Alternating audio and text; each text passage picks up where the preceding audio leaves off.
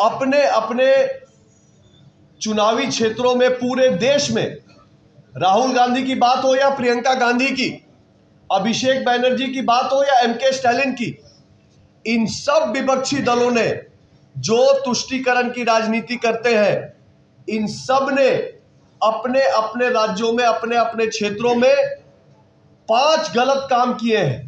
पहला काम, duplicate voter, एक आदमी का अनेक जगह मतदान, और तेजस्वी जी इसके खुद नायक हैं, खुद ही पकड़े गए। दूसरा, फेक एड्रेस, जो वहां रहता नहीं है, जो बांग्लादेश से आया है, जो घुसपैठिया है, उसका फर्जी एड्रेस पे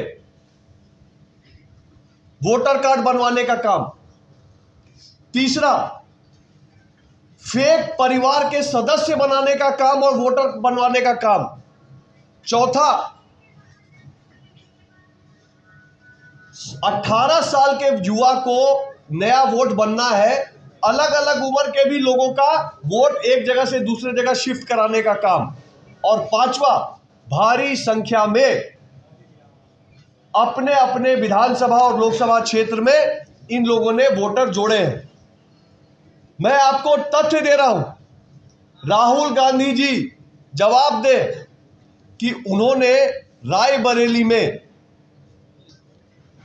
कितने ऐसे लोग हैं, मैं नाम लेके बता रहा हूं, एक व्यक्ति का, मोहम्मद कैफ खान, इनका वोट बूथ नंबर 83 पे भी है, 151 पे भी है, 218 पे भी है। एक आदमी का 3 वोट एक ही लोकसभा में उसने गलत तरीके से बनवाया है, कांग्रेस के संरक्षण में बनवाया है। क्या राहुल गांधी जी को इस बात का डर है कि एसआईआर बिहार में हो गया तो एसआईआर यूपी में भी होगा और रायबरेली में भी इस गलती की सुधार करने पे वो मजबूर हो जाएंगे? क्या राहुल गांधी जी को इस बात का डर है कि एक घर पर 60-60 वोट उन्होंने फेक एड्रेस पे जो बनवाया है रायबरेली में, एसआईआर होगा तो इलेक्शन कमीशन उनकी इस चोरी को पकड़ लेगा? तेजस्वी यादव जी को किस बात का डर है? क्या तेजस्वी यादव जी को इस बात का डर है कि जो 22 लाख लोग बिहार के अब इस दुनिया में नहीं रहे, उनका वोट अगर निरस्त हो जाएगा तो तेजस्वी जी के कार्यकर्ता उनके नाम पे फर्जी वोट नहीं डाल पाएंगे? तेजस्वी जी को किस बात का डर है? इस बात का डर है कि अगर एसआईआर हो जाएगा तो जो 7 लाख लोग बिहार में तेजस्वी जी के जैसे एक नहीं अनेकों जगह वोट मारने का काम करते हैं, डुप्लीकेट वोट बना के रखे हैं, उनका वोट बच जाएगा। क्या तेजस्वी जी को इस बात का डर है कि जो घुसपैठिए हमारे सीमांचल क्षेत्र में घुसे हैं, उनके हितों का संरक्षण हो, उनको बैकडोर से किसी तरह बिहार में वोटर बनाया जाए, बाद में उनको बिहार में नागरिक बनाया जाए? मित्रों, शर्म की बात यह है कि कल 13 अगस्त तक तेजस्वी जी और राहुल बाबा ने सिर्फ प्रेस कॉन्फ्रेंस किया है।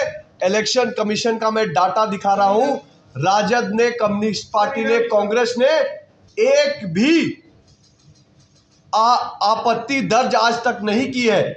एसआईआर पे कोई technical form 6, form 7, form 8 online व्यवस्था इलेक्शन कमीशन ने दी है। बीएलओ के पास फॉर्म पड़ा है। तेजस्वी यादव जी के आरजेडी के 50,000 से ज्यादा बूथों पर बीएलए हैं, लेकिन उन्होंने एक भी आपत्ति एसआईआर के खिलाफ टेक्निकल आधार पर दर्ज नहीं कराई है। वो सिर्फ जनता को भ्रमित करने के लिए, घुसपैठियों का संरक्षण करने के लिए, तुष्टीकरण की राजनीति करने के लिए ये काम कर रहे हैं। और अब तो ये भी सुनने में आ रहा है कि एक मताधिकार बचाओ यात्रा के लिए राहुल बाबा आ रहे हैं बिहार। ये मताधिकार बचाओ यात्रा नहीं है, ये घुसपैठिए का वोट बचाओ यात्रा होने वाली है पूरे बिहार में। और जान लीजिए राहुल गांधी जी, जान लीजिए तेजस्वी जी, आपकी ये यात्रा जिस जिस जिले में जाएगी, वहां का आम नागरिक आपको रोक के पूछेगा कि यात्रा किसका वोट बचाने के लिए कर रहे हो, रोहिंग्या का बांग्लादेशी का, म्यांमारी का। घुसपैठ से वोट लाकर अपनी राजनीति सेकना बिहार में नहीं चलेगा। भारतीय जनता पार्टी भी एक जिम्मेदार पॉलिटिकल पार्टी के तर्ज पर पूरी तरह से किसी भी संवैधानिक संस्था के साथ खड़ी है, किसी कानूनी प्रक्रिया के साथ खड़ी है। हम चाहते हैं कि इलेक्शन कमीशन एक सुचारू रूप से, पारदर्शी तरीके से सारा डाटा देकर अच्छे तरीके से जैसे कर रहा है एसआईआर की प्रक्रिया, उसमें हम पूरा सहयोग करने को तैयार है। भाजपा के हर एक बूथ पे कार्यकर्ता काम करने को तैयार है, लेकिन हम तेजस्वी जी के एजेंडे को बिहार में चलने के लिए तैयार नहीं है। अगर तेजस्वी जी का एजेंडा है कि लोकतांत्रिक प्रक्रिया को वो बाधित करेंगे, तो ये भारतीय जनता पार्टी बिहार में होने नहीं देगी। अगर तेजस्वी जी का यह एजेंडा है कि राष्ट्रीय सुरक्षा को ताक पर रखकर वो राष्ट्रहित के ऊपर अपने राजनीतिक हित को रख पाएंगे, तो राष्ट्रहित के ऊपर कुछ चढ़ नहीं पाएगा, ये मान चलिए।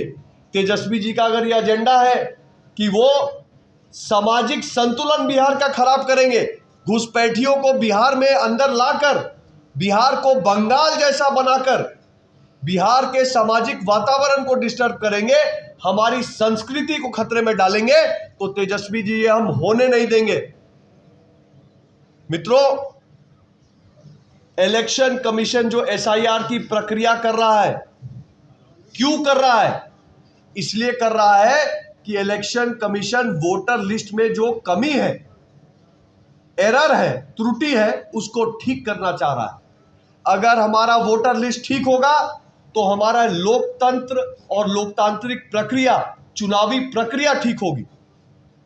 बात परफेक्शन की नहीं है कि इलेक्टरल रोल में 14 करोड़ के नाम में एक भी गलती ना निकले, बात सुधार की है। अगर हमारे पास 22 लाख लोग इलेक्टरल रोल में ऐसे हैं जो अब नहीं है इस दुनिया में, जिनकी मृत्यु हो गई, तो क्या उसको ठीक करने पे किसी को आपत्ति होनी चाहिए?